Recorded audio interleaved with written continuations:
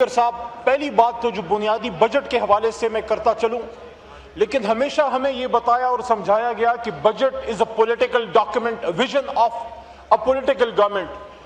یہ کوئی بابوؤں کا یا کوئی بیوروکریٹس کی بنائی ہوئی کوئی ڈاکیومنٹ نہیں ہے، یہ ویژن ہے جو ایک الیکٹڈ سیاسی حکومت کا ویژن ہوتی ہے اپنے ان عوام کے لیے جس کا یہ ووٹ لے کے آتے ہیں، لیکن بدقسمتی سے ماضی میں بھی کوئی بہت زیادہ ہماری کریڈیبلٹی الیکشنز کی نہیں رہی۔ آپ کیا سمجھتے ہیں جو عوام کا ووٹ لے کے نہیں آتے ان کو فکر ہے ان لوگوں کی جو یہاں خدمت کر رہے ہیں، جو یہاں کیمرے کے پیچھے کھڑے ہیں، جو پاکستان کے فیکٹریوں میں مزدور کھڑے پسینے بہا رہے ہیں، جو کسان اپنے کھیتوں میں اپنی جوانیاں صرف کر رہے ہیں، وہ لوگ جو ملک سے باہر بیٹھ کے مزدوری کر رہے ہیں، جن کے کہنے پہ خاندان نے جب ووٹ دیا تو ان کی بجائے ان کو بٹھایا گیا، جن کا اپنا ڈرائیور، ان کا اپنا گنر، ان کے اپنے گھر کے افراد، ان کے اپنے بچے تک ان کو ووٹ ڈالنے کے لیے تیار نہیں۔ لیکن میں 100 باتوں کی ایک بات، ڈپٹی اسپیکر صاحب، شاہ صاحب آپ دیندار آدمی ہیں، ہم جب اپوزیشن میں تھے میں نے آپ کو ہمیشہ یہاں وضو میں نماز پڑھتے دیکھا ہے۔ واللہ اللہ کے ان 99 ناموں کے نیچے میں ایک بار پھر یہ کہتا ہوں، جب تک پاکستان کا بجٹ سودی نظام سے نکلے گا نہیں اور پاکستان میں صحیح قرآن کا شریعت کا نظام آئے گا نہیں، لارڈ میکالے کا قانون اور ویسٹ کی اکانومی ہمیں مزید تباہی کے دہانے پہ لے کے جائے گی۔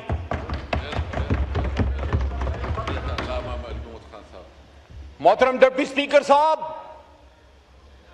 کہانی بڑی طویل ہے لیکن وقت میرے پاس کم ہے اور میں زیادہ بات کرنا بھی نہیں چاہتا، لیکن کس جمہوریت کی بات کرتے ہیں؟ اس جمہوریت کی بات جس نے اپنے ملک کے ایک سب سے بڑے ہیرو اور نوجوانوں کے، بزرگوں کے، سب کے مشترکہ رہنما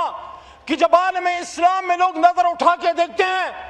تو ان کو چند ہی چہرے نظر آتے ہیں۔ مجھے تو پتہ ہے جلال چودھری صاحب آپ مجھے دیکھ رہے ہیں، مجھے افسوس ہے، میں نے ہمیشہ ان چیزوں کے خلاف بات کی ہے، بلکہ جب ہماری جماعت 1 پیج پہ تھی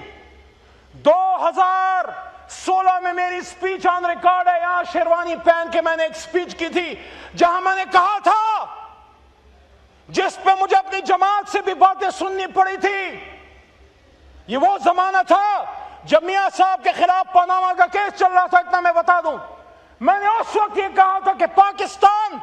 ایک سیاسی کارکن، ایک قانون دان، ایک مسلمان رہنما نے، قائد اعظم نے قائم کیا۔ ہم نے کیا کیا؟ کب تک ایک دوسرے کو زندانوں میں ڈالتے رہو گے؟ اللہ کے ولی، ایک ایسا فورن منسٹر ہماری حکومت میں نہیں، آپ کی حکومت نے، جس نے ریون ڈیمس کے قتل عام کے خلاف امریکہ کو اس نے بھی نو کہا، آج وہ شاہ محمود کہاں پہ ہے؟ آج وہ ڈاکٹر یاسمین راشد کہاں پہ ہے جس نے پنجاب کی ماؤں، بہنوں، بچوں کو اپنی ماں کی طرح سینے سے لگایا، کورونا میں بچایا؟ آج وہ اصل شیر پنجاب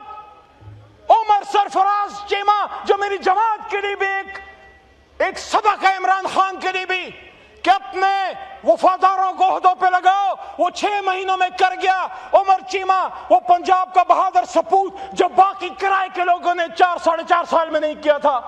وہ کدھر ہے؟ آج ویل چیئر پہ بیٹھا ہے، اپنے لیڈر سے وفا کی قیمت چکا رہا ہے۔ وہ ملک جہاں خواتین کو دبایا جاتا ہے، وہ ملک جس میں شہید بے نظیر جب وزیر اعظم بنی تو کسی نے کہا کہ خاتون وزیر اعظم نہیں بن سکتی، لیکن پھر کچھ ناگزیر وجوہات کی بنا پر انہی کے ساتھ شامل ہو گئے۔ جو وجوہات تھی وہ سب کو پتہ ہے، خاص کر خواجہ آصف صاحب نے تو اس پہ کوئی نام بھی دیا تھا، میں ان نام کی سیاست میں کبھی نہیں پڑھا، میں نے ہمیشہ کوشش کی کہ سامنے والوں کی عزت سے، تکریم سے میں بات کروں۔ مجھے یاد پڑتا ہے 2013 میں جب میاں نواز شریف وزیر اعظم بنے، میں اس پچھلی سیٹ سے آ کے ان کے پاس گیا، کرسی پہ بیٹھے ہوئے تھے، انہوں نے مجھ سے بیٹھے بیٹھے ہاتھ ملایا، میں نے کہا علی محمد، پاکستان تحریک انصاف، ہم عزت دینے والے لوگ ہیں، لیکن بات کھری اور سچ کرتے ہیں۔ وہ بے نظیر کو آپ نے یہ کہا، لیکن اس بے نظیر کی کہانی تو پرانی ہے۔ آج ٹرائبل بیلٹ میں جہاں خواتین کے لیے بڑی مشکلات ہیں، کوئی سوچ بھی نہیں سکتا وہاں کوئی خاتون کونسلر کا الیکشن لڑے، وہاں بڑے بڑے سرداروں کو، زمینی خداؤں کو،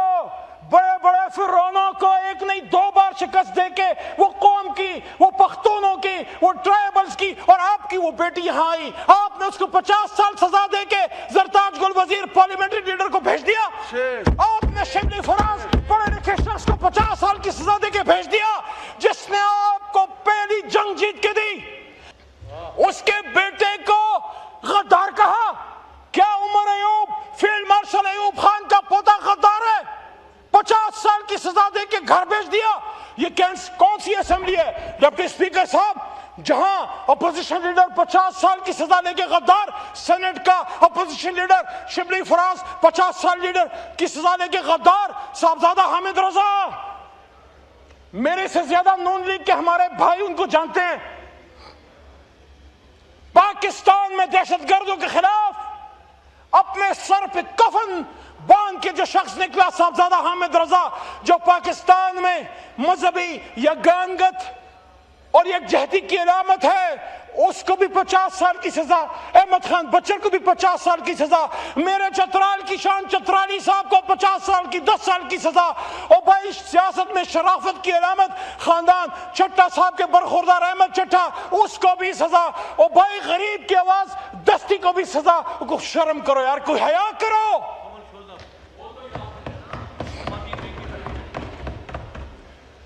آج غریب کی بڑی بات کی جاتی ہے،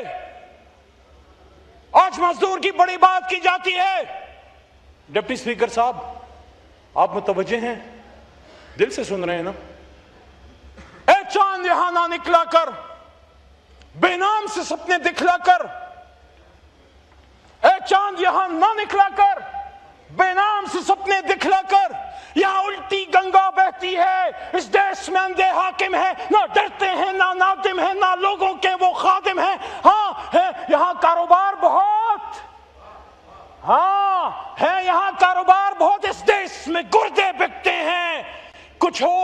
لوگ ہیں علی شان بہت، اور کچھ کا مقصد روٹی ہے۔ اے چاند یہاں نہ نکلا کر،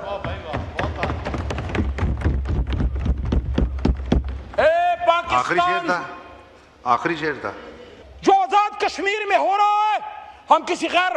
دشمن کے ایجنڈے پہ چلے ہوئے کسی بات کے ساتھ نہیں ہے، لیکن غریبوں کی، کشمیریوں کی آواز تو سنو۔ ان کشمیریوں کو کیوں دیوار سے دھکیل رہے ہو کہ جب سید علی گیلانی بھارتی استعمار جیلوں کے اندر مرتے مرتے کہہ گیا ہم پاکستانی ہیں، پاکستان ہمارا ہے، جب بھارتی